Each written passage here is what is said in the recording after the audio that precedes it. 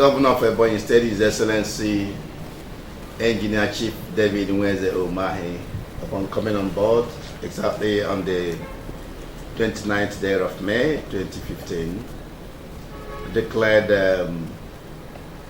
that civil service should be ridding of all forms of corruption, ineptitude, inefficiency,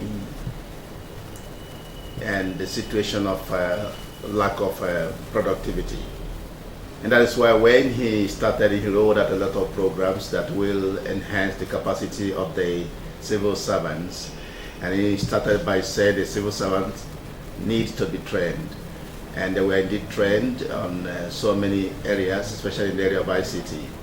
And without training, without capacity, you see that there will be some advantage or inadvertent kind of corrupt tendencies by civil servants. And that's what the governor says, that for a start, the people have to be trained and they have to be really given empowerment. This empowerment is not just financial empowerment for them to take care of themselves, but also mental and ethical and moral empowerment, talking about giving them orientation about what they can do to really enhance their capacity and also enhance service delivery in public service. But beyond this, the governor also emphasized the issue of due process. Due process has to do with ensuring that the necessary laws, legislations are complied with by the civil servants. The civil servants are the live wire of every administration, every government. And so the governor thinks that the issue of due process must be followed strictly.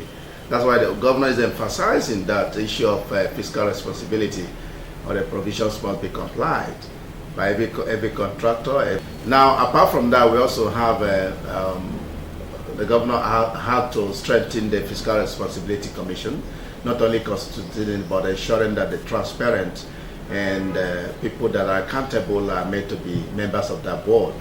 And they have been saddled with the responsibility of ensuring that government agencies, civil servants comply with the relevant rules. And so this is what the government has done. But beyond this, the government also believes that a lot of cankerworms, in the civil service must be ridden off. And that's why the governors decided that before promotions are done, the due process must be followed. Before conversions are done, the due process must be followed. Though a lot of people would come even without certificate, So it is through verification and re-verification, which the governor is doing periodically, that we know those that are ghost workers, those that are not. So with this verification and re-verification of civil servants, with this certification of results and all that, it will be able to know the right people that should be there. The governor also has taken some steps by ensuring overhaul of all the ministries. Of course, injecting new blood in the system. The appointment of permanent secretaries is one of them that was done for the first time in the history of Ebonyi State. It was done by due process. Due process, is ensuring that the right people are there by having a dispassionate examination that nobody really compromised about. The governor made sure that nobody recommended any permanent secretary. So it was a very dispassionate examination and the right persons were chosen. And the governor also gave them a kind of an idea of what they should do. What are the ideas of government of the state? What are the philosophies of government of the state? What are the aspirations of government of the state? And I am pretty sure that the permanent secretaries we have now are doing very, very well. They are doing pretty well because it takes capacity, it takes integrity, it takes selflessness, it takes passion, for you to work with this administration that doesn't tolerate any deficiency, anything about inefficiency, anything about corruption, an administration that believes that prudence must be the order of the day, an administration that believes in what I call ensuring that legislations are complied with in all the things that we are doing. So those are the things government has done to ensure that there is no corruption in the civil service. But beyond that, government also feels that everybody in each ministry, every civil servant, will have to really, ensure that all the schedule of duties, are being undertaken by their respective civil servants. And also that is why in most of the ministries you see what we call monthly evaluation form, where people tell you, the civil servant will tell you what they are doing on weekly basis. So through that you'll be able to assess them to know whether they have performed. And through that way you can be sure that you earn your salary. But then the government also believes that these civil servants, the peanut they are receiving, which is as a result of national economic problem, that it is not enough to just allow them, at the mercy of that peanut in the name of minimum wage. The government had to provide what we call an alternative to civil service, alternative to that salary. What is that alternative to that salary? That is what we call green collar job.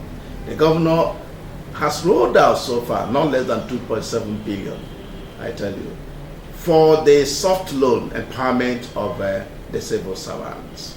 And that did happen in the first tenure, and it's continuing. About first, second, third, and fourth batch are already keyed into that very program. The idea of the governor is that beyond civil service, beyond the salary, meager salary you are collecting, you need to really have something doing. Of course, we know that civil servants are not meant to go into businesses, yes, but you can do that by proxy. Proxy, I mean, is that if your wife is not a civil servant or your husband is not a civil servant, that person can go into that business. Or you can also go into agriculture or agriculture-related businesses. In law and under the Constitution, a civil servant or public servant has the right to go into any form of farming, either the primary level or tertiary or secondary or tertiary, production in agriculture. So that is what the governor has done. Many people were able to get 500,000, some 200,000, as the case may be. And the program is continuing. It's going to be revolving until every civil servant gets the empowerment package. So that's what the governor is doing. The idea is to dissuade the person from having that temptation of falling prey to corrupt tendencies.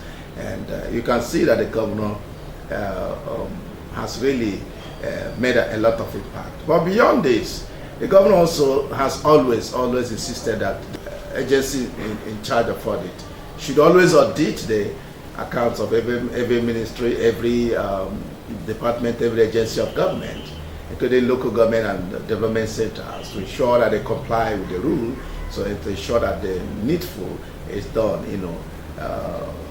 That is what the governor has done, and that is why you can be sure that the impact is being felt in the state. What is the impact? With the meager resources Ebonyi State has, about the least in terms of allocation from the federal government. Without meager resources, you can see the mighty things the governor has done in Ebonyi State.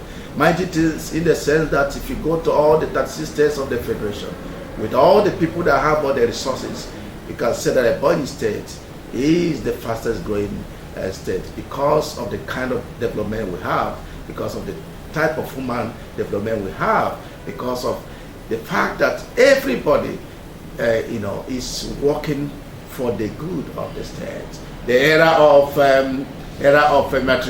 materialism is gone.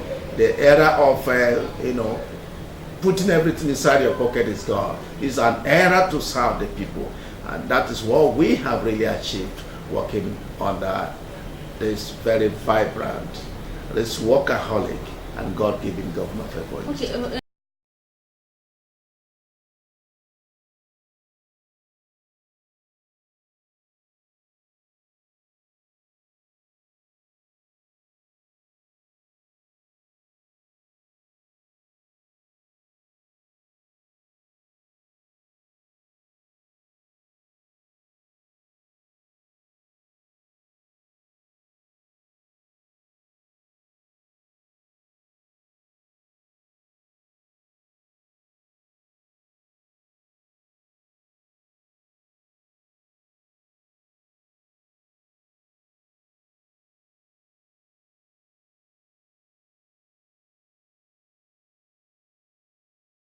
Advantage of all the programs of government, especially in the area of empowerment, the area of training and retraining. The workers should also appreciate the new development in the governance system in Ebonyi State, where it is no longer business as usual, where you have an option. Another option is that you can still have a second address.